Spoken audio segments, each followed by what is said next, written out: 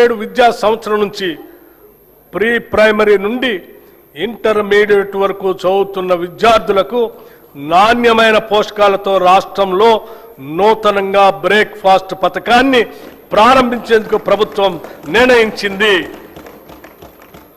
ఈ బ్రేక్ఫాస్ట్ లో ప్రతి విద్యార్థికి వారానికి అల్పాహారంతో పాటు 3 రోజులు పాలు మరియు మిగతా 3 రోజులు రాగి జావా అందిస్తాము.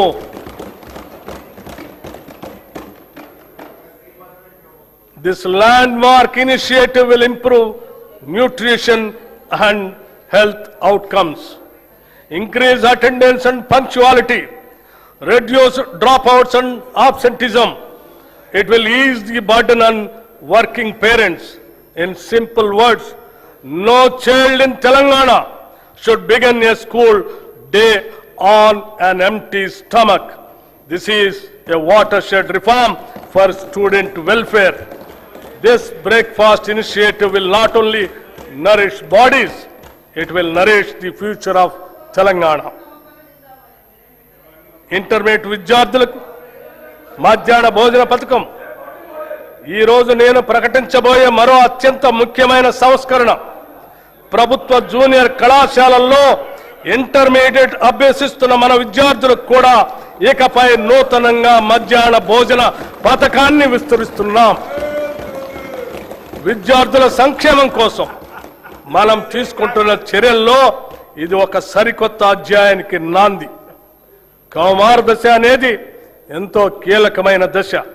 ఈ వయసులో తీసుకునే పోషకాహారమే వారు నేర్చుకునే సామర్థ్యాన్ని మరియు దీర్ఘకాల ఆయుష్ను నిర్ణయిస్తుంది. అధ్యక్ష, ఈ 2 పథకాలు ఈ రాష్ట్రంలో అద్భుతమైనటువంటి మానవీయ కోణంతో తీసుకున్నటువంటి గొప్ప నిర్ణయాలను చెప్పడానికి ఎటువంటి సందేహం లేదు. మా ప్రభుత్వం విద్యార్థులు మరియు వారి సాధికారిత పట్ల అత్యంత సిద్ధతతో ఉంది. దివ్యాంగ విద్యార్థుల శారీరక వైకల్యం వారి విద్యాభ్యాసానికి మరియు ప్రగతికి ఏమాత్రం అడ్డంకి కాకూడదనే ఉద్దేశంతో అటువంటి వారికి తగిన తోడ్పాటు అందించే లక్ష్యంతో ఇంటర్మీడియట్ విద్య చదువుతున్న దివ్యాంగ విద్యార్థులకి రెట్రో ఫిట్టెడ్ మోటరైజ్డ్ వాహనాల్ని పంపిణీ చేయాలని నిర్ణయించాం.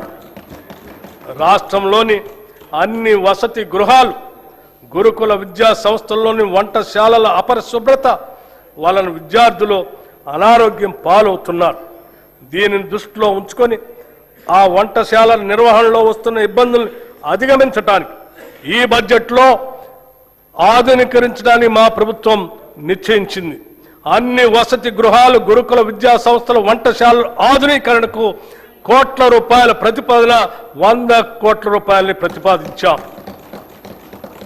రాష్ట్రంలో పాలమూరు శాతవాహన విశ్వవిద్యాలయ ఆధ్వర్యంలో ఇంజనీరింగ్ మరియు లా కాలేజీలు, తెలంగాణ విశ్వవిద్యాలయం ఆధ్వర్యంలో ఇంజనీరింగ్ కాలేజ్, మహాత్మా గాంధీ విశ్వవిద్యాలయం ఆధ్వర్యంలో లా మరియు ఫార్మసీ కాలేజీలు, Rajiv Gandhi university of knowledge technologies ఆధ్వర్యంలో మహబూబ్ నగర్ క్యాంపస్ను నూతనంగా మంజూరు చేశాం.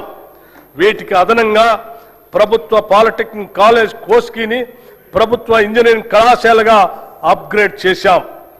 స్టేషన్ గన్పూర్, కే సముద్రం, గంగాధర, ధర్మపురి, పాకాల్, కోస్కీ మరియు దేవరకద్రలో కొత్త ప్రభుత్వ డిగ్రీ కళాశాలలు ప్రారంభించాం. దీంతో రాష్ట్రంలో ప్రభుత్వ డిగ్రీ కళాశాల సంఖ్య 149కి పెరిగింది. రాష్ట్రంలో ఉన్న 57 పాలిటెక్నిక్ కళాశాలను advanced technology సెంటర్లుగా ఉన్నతీకరిస్తున్నాం.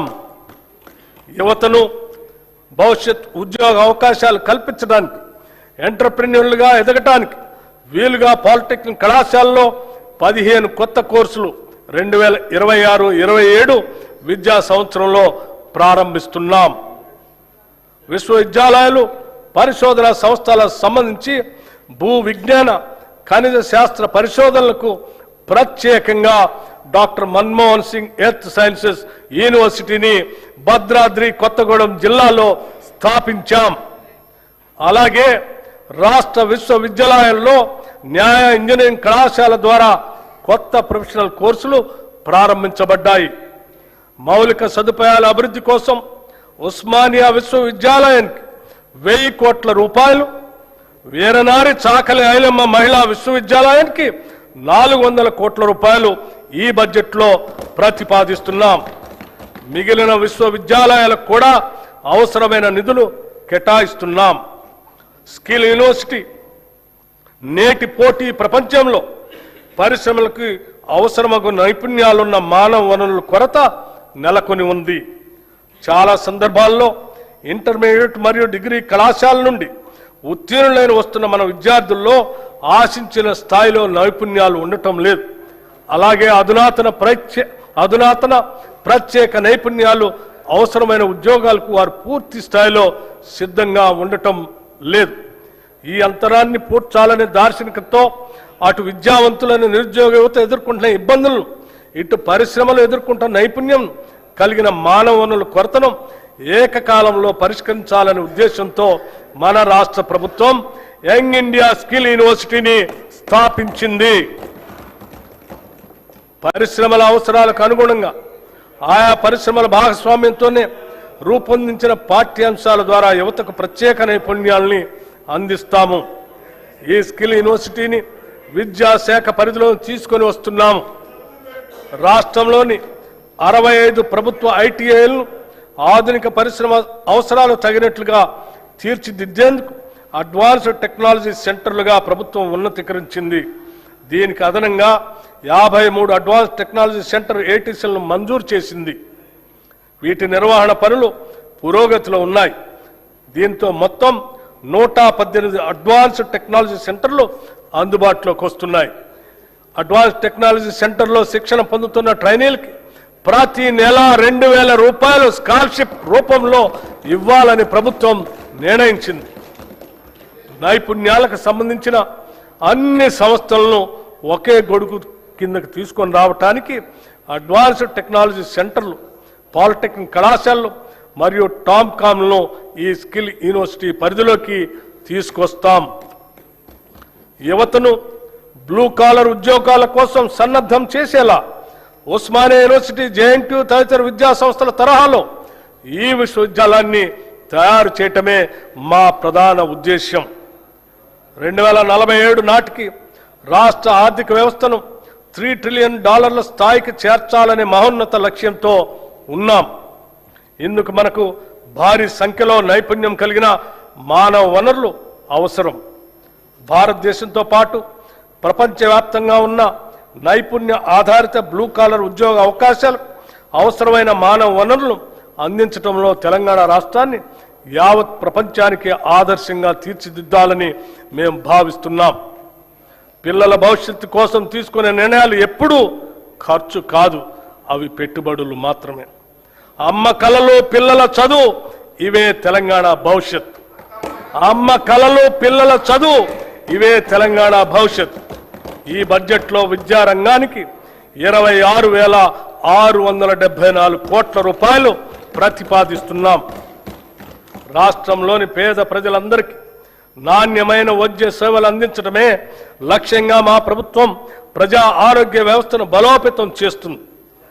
Telangana rising vision 2047 లక్ష్యాల మేరకు రాష్ట్ర ప్రభుత్వం మాతా శిశు సంక్షేమ ఆరోగ్యం, యువత ఆరోగ్యం, దీర్ఘకాలిక వ్యాధుల నియంత్రణ, అలాగే మానసిక ఆరోగ్య సంరక్షణపై ప్రత్యేక ప్రాధాన్యం ఇస్తుంది. ప్రభుత్వ ఆసుపత్రులను బలోపేతం చేయడానికి జిల్లా కేంద్రాల్లో డే కేర్ క్యాన్సర్ సెంటర్లు, నాన్ కమ్యూనికబుల్ వ్యాధుల క్లినిక్స్, వృద్ధుల ప్రత్యేక క్లినిక్స్, పాలియేటివ్ కేర్ సెంటర్లు, ట్రాన్స్జెండర్ల కోసం మైత్రి క్లినిక్స్ ఏర్పాటు చేయబడ్డాయి. ఇంతకాలం గ్రాంటిన్ ఎయిడ్ సంస్థగా ఉన్న 12,720 బెడ్స్ సామర్థ్యం కల తెలంగాణ వైద్య విధాన పరిషత్తును పూర్తి స్థాయి ప్రభుత్వ సెకండరీ హెల్త్ కేర్ విభాగంగా చేస్తున్నాం. దేశంలో ఎక్కడా లేని విధంగా కేవలం అభివృద్ధి చెందిన దేశాలు మాత్రమే లభించే ప్రజల హెల్త్ ప్రొఫైల్ని రాష్ట్రంలోని ప్రజలందరికీ అమలు పరుస్తున్నాం. మానవ వనరుల సంక్షేమంలో భాగంగా రాష్ట్రంలోని ప్రజలందరి ఆరోగ్య రక్షణ అత్యంత ప్రధానమైంది. అందుకోసం ప్రజలందరి హెల్త్ ప్రొఫైల్ని సిద్ధం చేసి వారికి డిజిటల్ హెల్త్ కార్డులు అందజేస్తాం. వీటి నిర్వహణలో అత్యంత గోప్యతని పాటిస్తాం. నూతన వైద్య కళాశాలలు మరియు సంస్థలు గత ప్రభుత్వం కేవలం పేపర్ల మీదే మెడికల్, నర్సింగ్, ఇతర కళాశాలను చూపించి ప్రజల్లో ఒక భ్రమను కలిగింపజేసింది. కానీ మేము వాటిని వాస్తవ రూపంలో తీసుకొచ్చి వాటి నిర్మాణ పనులను ప్రారంభించాం. ప్రభుత్వ ఆసుపత్రుల్లో మౌలిక సదుపాయాల కల్పనపై మా ప్రభుత్వం ప్రత్యేక దృష్టి సారించింది. 2023 డిసెంబర్ నాటికి ప్రభుత్వ ఆసుపత్రుల్లో 30,377 పడకలు అందుబాటులో ఉండగా కొత్తగా ప్రారంభించిన 9 ప్రభుత్వ వైద్య కళాశాల ద్వారా మరో 1,980 టెరిషరీ కేర్ పడకలు అందుబాటులోకి వచ్చాయి. దీనికి అదనంగా మా ప్రభుత్వం ఏర్పడిన తర్వాత 2024 సంవత్సరంలో 4,540 కొత్త బెడ్స్ అందుబాటులోకి వచ్చాయి. 2026 చివరి నాటికి సనత్ నగర్, ఎల్బీ నగర్, అల్వాల్లోని టిమ్స్ ఆసుపత్రులతో పాటు నిమ్స్ విస్తరణ, వరంగల్ మల్టీ సూపర్ స్పెషాలిటీ ఆసుపత్రితో కలిపి మరో 6,582 టెరిషరీ కేర్ పడకల్ని అందుబాటులోకి తీసుకొని వస్తాం. ఇవి కాక సెకండరీ కేర్ ఆసుపత్రుల్లో 12,720 పడకలు ఉన్నాయి. దీంతో రాష్ట్ర ప్రభుత్వ ఆసుపత్రుల్లో మొత్తం టెరిషరీ కేర్ పడకల సంఖ్య 44,029కి చేరుకుంటుంది. భారత ప్రజా ఆరోగ్య ప్రమాణాల ప్రకారం ప్రతి 1000 మందికి ఒక పడక ఉండాలన్న నిబంధనను మనం గణనీయంగా అధిగమించడం మనందరికీ గర్వకారణం. నూతనంగా 17 మెడికల్ కాలేజీల నిర్మాణాలు చేపడుతున్నాం. మెడికల్ విద్యను విస్తరించేందుకు కొత్తగా 9 ప్రభుత్వ medical college, 16 nursing college, 28 paramedical కాలేజీలు ప్రారంభించబడ్డాయి.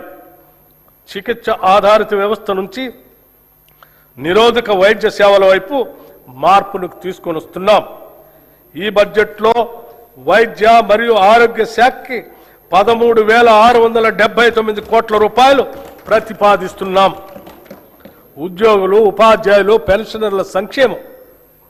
కొన్ని దశాబ్దాల నుంచి ప్రభుత్వ ఉద్యోగులు మరియు పెన్షనర్లు ఎదురు చూస్తున్నటువంటి నగదు రహిత ఆరోగ్య భద్రతా పథకాన్ని ప్రారంభిస్తున్నాం.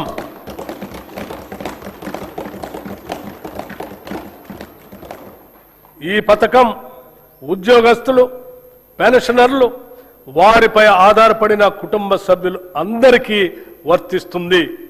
ఇది ప్రభుత్వ ఉద్యోగస్తులకి, పెన్షనర్లకి ఈ ప్రభుత్వం కల్పిస్తున్న భద్రత మరియు భరోసా. ఈ నగదు రహిత ఆరోగ్య భద్రత పథకాన్ని రాజీవ్ ఆరోగ్యశ్రీ ట్రస్ట్ ద్వారా అమలు చేస్తాం.